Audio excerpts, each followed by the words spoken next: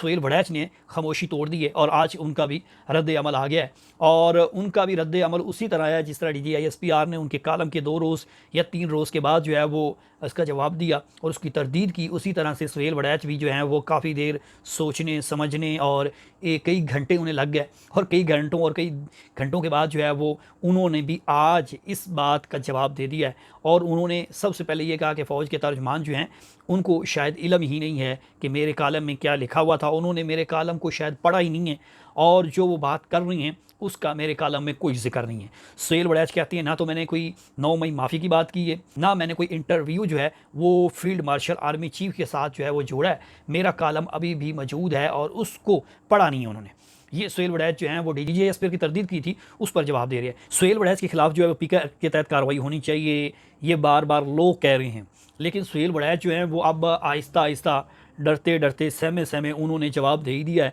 और उन्होंने फिर दास्तान जो है वो माजी की मुशर्रफ, नवाज़ शरीफ, इमरान खान समेत दीगरों की दलीलें देकर इस जो जवाब है अब DGISPR जो हैं उन्होंने इनकी तरदीद और मन घड़त और ज़ाती मफाद करार दिया है तशहीर को, और उनका जवाब उन्होंने पाकिस्तान की हिस्ट्री से जोड़ा है और अपनी 40 साल सहाफ़त से जोड़ा है। और सुहेल वड़ैच साहब जो हैं वो शायद अपने आप को बचाने के लिए लंबी तहरीर तो लिख बैठे हैं लेकिन वो फिर भी बच नहीं रहे हैं। उसकी रीज़न ये है कि जब उनको सीधा सीधा मन घड़त झूठ उनके कालम को करार दिया गया है तो वो वहाँ तक रहते और उसी का जवाब देते। और उन्होंने कहा जी मैंने तो जिक्र ही नहीं किया कि वहाँ पर 800 लोग मौजूद थे, मेरी 1-on-1 मुलाकात हुई हो या मैंने कोई इंटरव्यू किया हो। सुहेल वड़ैच ने कहा जी मेरी जो मैंने कालम लिखा है उसमें, और DGISPR ने उसको पढ़े बगैर जो है वो तरदीद कर दी है और उन्होंने सवाल उठाया है और रियासत में उस सवाल का जवाब देने का मैं हक बचा रखता हूँ। ये सुहेल वड़ैच साहब जो है वो धीमे धीमे डरते डरते खड़े होते होते या लेटते लेटते उन्होंने